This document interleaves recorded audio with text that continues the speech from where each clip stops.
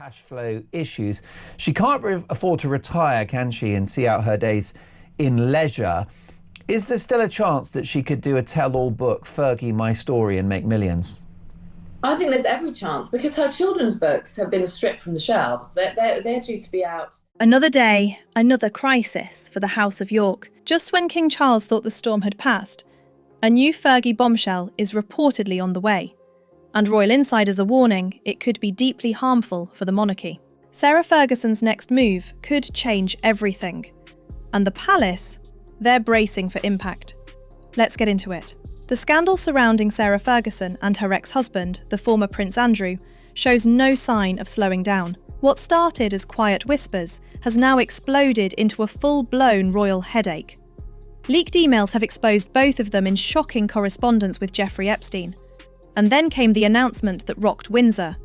Andrew will no longer be known as a prince and is being forced out of Royal Lodge. Sarah Ferguson, the Duchess of York, has been dropped from several charities after a leaked email showed her apologising to disgraced financier Jeffrey Epstein. Well, Sarah, the bombshell email was reportedly sent to Jeffrey Epstein in 2011 and shows Sarah Ferguson apologising for linking him to paedophilia. Sarah's been told to pack up too. She's reportedly searching for a new place to live and has been firmly told she will not be joining Andrew on the Sandringham estate. After years of living under the same roof, it seems the royal fairy tale has well and truly crumbled. Here's where things take a dangerous turn. Royal expert Richard Fitzwilliams has warned that a new Fergie autobiography could be very harmful for the monarchy. He told GB News, if she ever did, it could be very harmful. Any book written by an insider is harmful.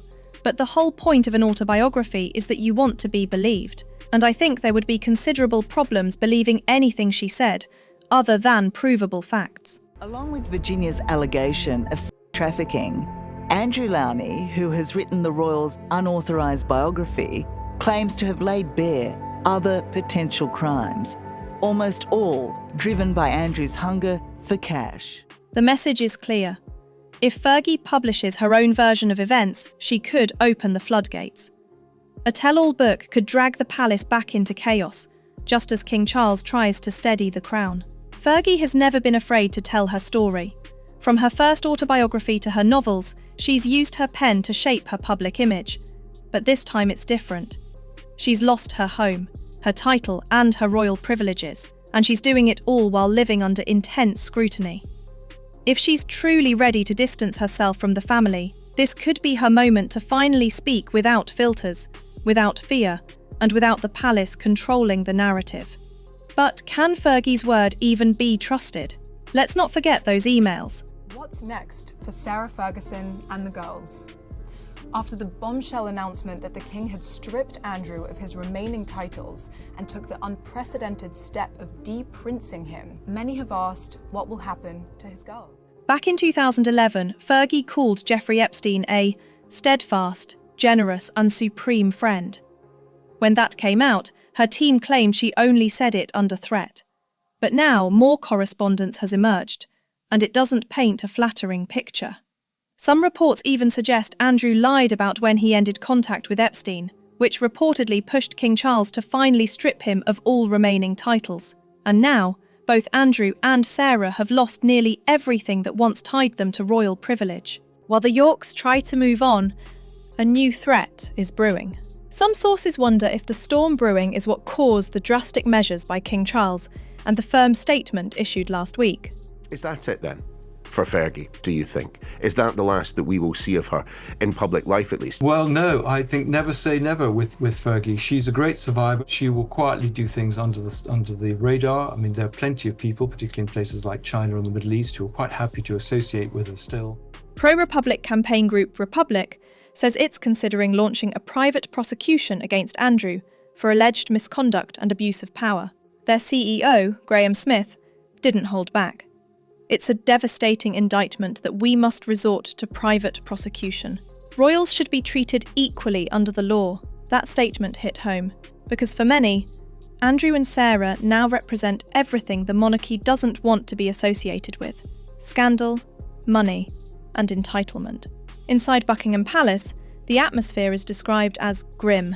King Charles has been under pressure to act fast, and the message to the Yorks is clear: enough is enough. Sarah has quietly scrubbed her social media of her Duchess title, replacing it with messages about truth, courage, and reinvention. It's been a steady but sustained stream of charities who've removed Sarah Ferguson or publicly distanced themselves from her. There's now 6 in total.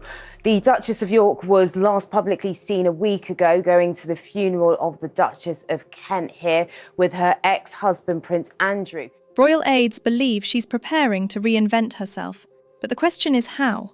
And if she's planning a tell-all, the palace could soon face its most unpredictable storm yet. So what's next for Sarah Ferguson? Sources close to her say she's determined to rebuild her life on her own terms. She's reportedly exploring new business ventures, book deals, and even media appearances that would mark her full break from royal life.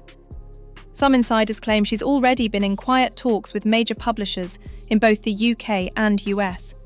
Others say she's considering a documentary, something raw and personal, that would show the real Sarah Ferguson after decades of scandal. This would be explosive and severely damaging to the royal family. This week or next week, I think. That was her latest money-making scheme, another set of children's books. Obviously, they're not going to come out now, so I think she'll write another autobiography. The problem is she's done many of those. She's done many Oprahs. There's nothing really we don't know about Fergie. You know, she's pretty an open book. There's even speculation she may relocate abroad, possibly to Europe or the Middle East, where she's maintained private connections for years. And if that happens, it could signal the final chapter of her royal story, the one where she leaves Britain behind for good, free from the palace's control, but also from its protection. Either way, her next move could decide whether she's remembered as the royal rebel who rose again, or the woman who brought even more chaos to the monarchy. And what about Andrew? The man once called the Spare's Spare now finds himself without a title, without public duty, and soon, without a home. It's understood he's been given weeks, not months, to vacate Royal Lodge. The property will return to the Crown Estate, and Andrew is expected to move into a smaller residence on the Sandringham grounds. But behind the scenes, he's reportedly resisting. Insiders claim he's been stalling, insisting on renovation delays, and quietly negotiating for more time. And she describes him as a supreme friend to her, but a spokesperson for the Duchess of York claims she only sent the note because Jeffrey Epstein was threatening to sue her for defamation. At least 6 charities have now cut ties with Sarah Ferguson, including one she has been a patron of. He knows that once he leaves Royal Lodge, the last piece of his royal identity is gone. And while he may be hiding behind closed doors, the world isn't done talking.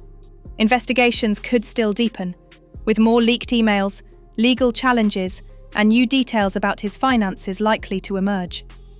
Some reports suggest he's become increasingly isolated, spending hours alone and avoiding family gatherings. Others say he's defiant, convinced he's been unfairly treated, and quietly plotting a personal comeback through private business ventures. But the reality is stark. The king's patience has run out. Andrew is living on borrowed royal time, and the countdown to his full eviction is well underway. It's becoming increasingly clear that even Fergie has finally had enough of Andrew. For years, she stood by him through scandal after scandal, insisting they were the happiest divorced couple in the world. But that loyalty seems to have evaporated. Reports now suggest she wants nothing to do with him, not emotionally, financially, or professionally. Friends say the separation is more than symbolic, it's strategic. She's tired of being dragged down by his disgrace, and palace insiders fear that if the right publishing or media deal lands on the table, she won't hesitate to distance herself completely, even if it means throwing Andrew under the bus to save her own reputation. And that's exactly what makes a potential tell-all so dangerous. A woman with nothing left to lose and plenty of secrets to sell. If more revelations surface, and history tells us they usually do, it could finally end any hope of a return to public life for the former Duke of York. So, what do you think? Will Sarah Ferguson risk everything and tell her story? Or will the palace somehow pull her back into the fold before it's too late and protect their public image? Let me know in the comments below. And don't forget to like, subscribe, and turn on notifications so you don't miss the next update on the royal family.